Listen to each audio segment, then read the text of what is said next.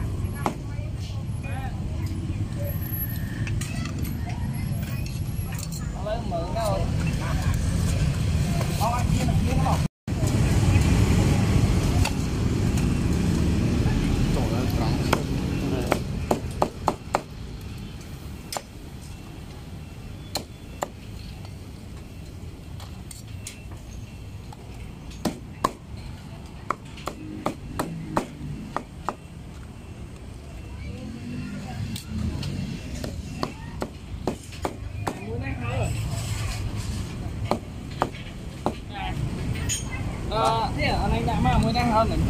Ní thở co đi rồi. Co trăng rồi. Nè co trăng. Trên Nam hơn này.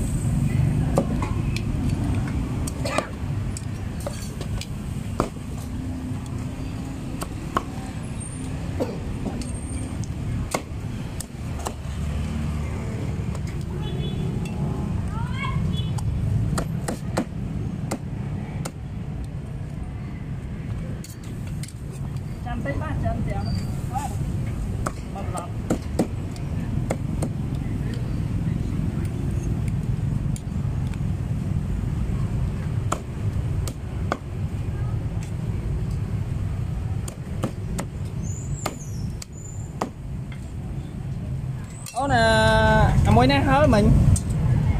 Lơi gạt rồng. Sụp ô. Ở đây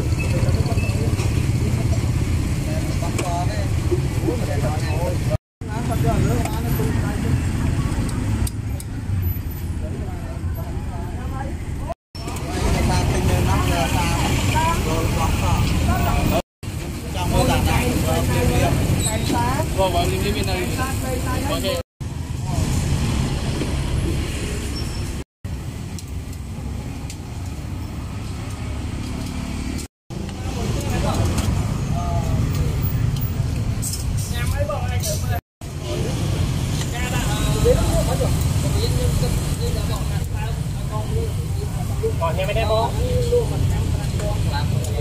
mùi chia đó.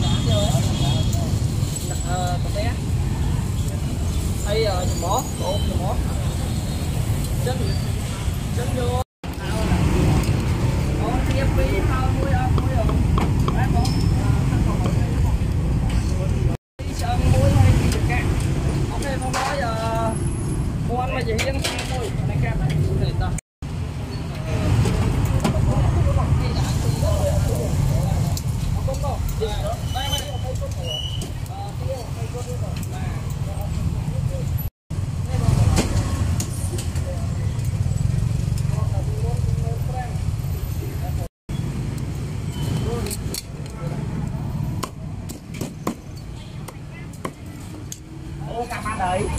ngày này ở đấy rồi chơi qua đấy không có tới luôn rồi có đúng không? Đâu thằng ấy hôm nay cắt thả lấy đi con mới mày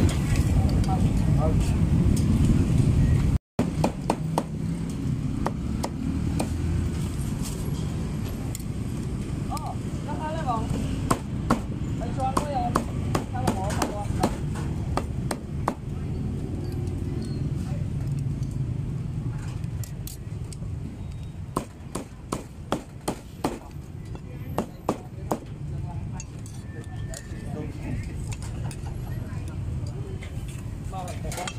đó là một con đấy mà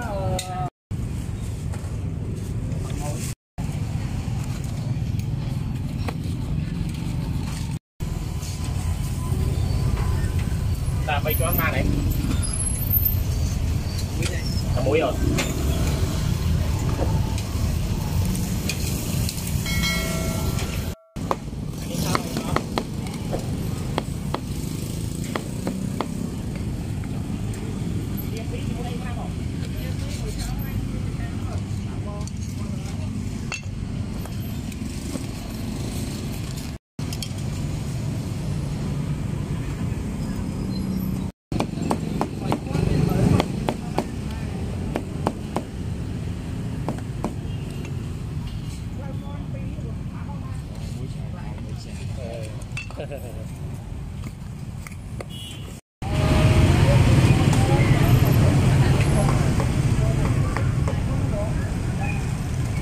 nắng là pram con đấy không phải chừng bỏ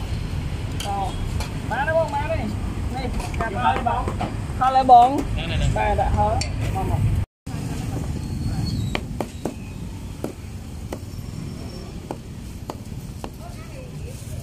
bác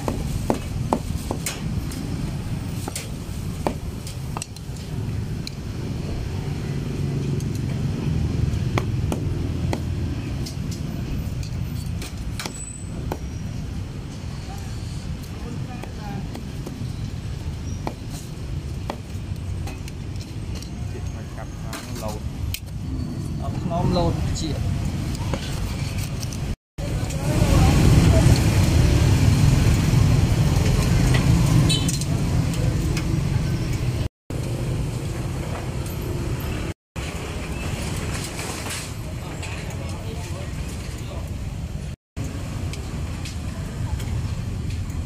nó bông ti ông mà chị Hiên bà này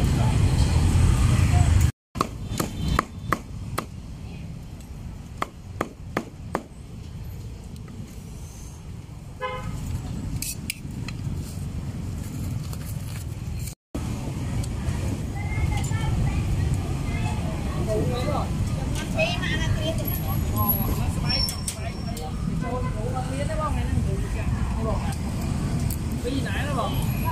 sao lên bông đây lấy bông đây mà đâu hết rồi đi là bông thế này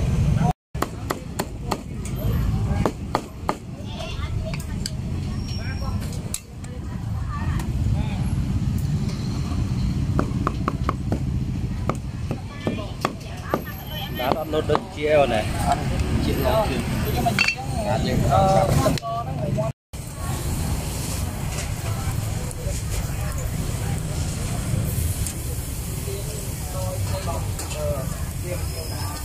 bánh sao với con háo rồi ai bỏng đặt xiên con làm sao vậy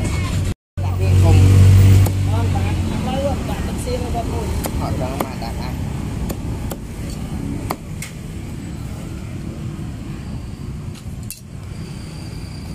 mấy đứa bạn nó bỏng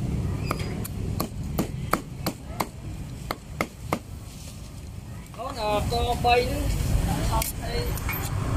cắt đập ở bên rộng không rồi mấy đứa bỏng ba bỏng ở đây đặt ra là nó bỏng ba này thế rồi bay một cái ôm nhiều người đang ở hơi muôn con muôn rồi không là không ba bỏng ọt cáp ấy chọn tên còn cáp sẽ ngay con bỏng ba con mèo có lẽ cái muối rồi em买đi.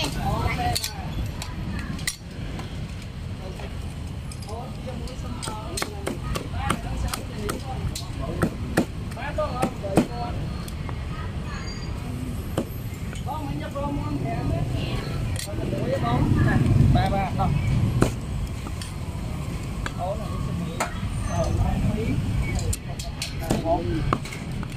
ba bò một gói con này một bò có thể chợ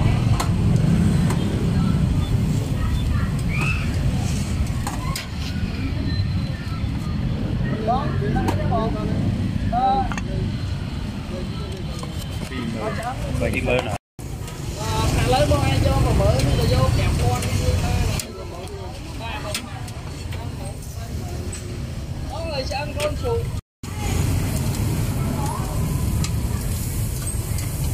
ta phần bao lấy mỗi mình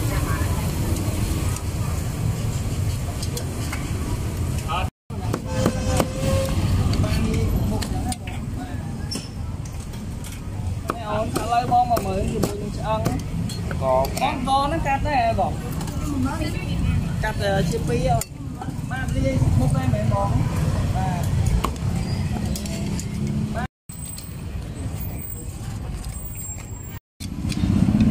ok bỏ bông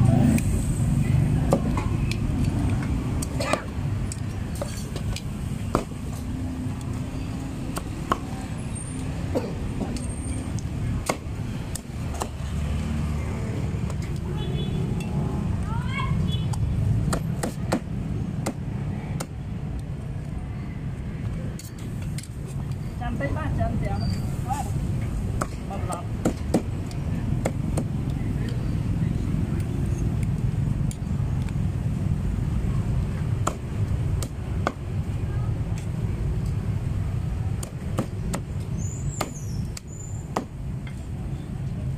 ô nè mối nè hớ mình lời gặp rồi sụp ô ở đây mai sụp cho bọn trăm tích người ba con nó bọc đi đi mà kia ba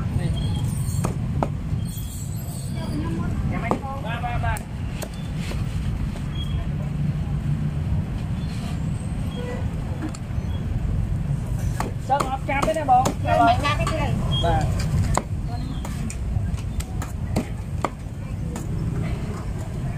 bón con cây sườn một to to cái gì bọn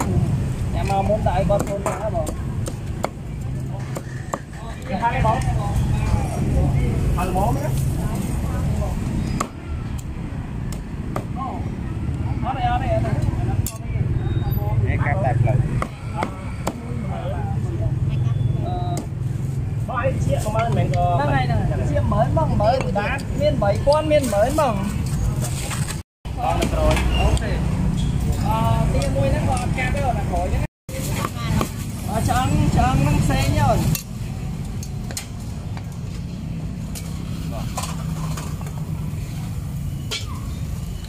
cam tia đi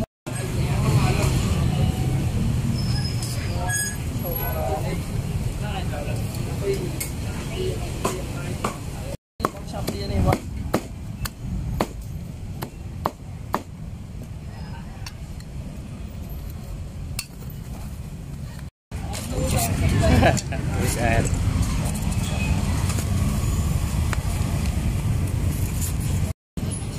nhà máy các bạn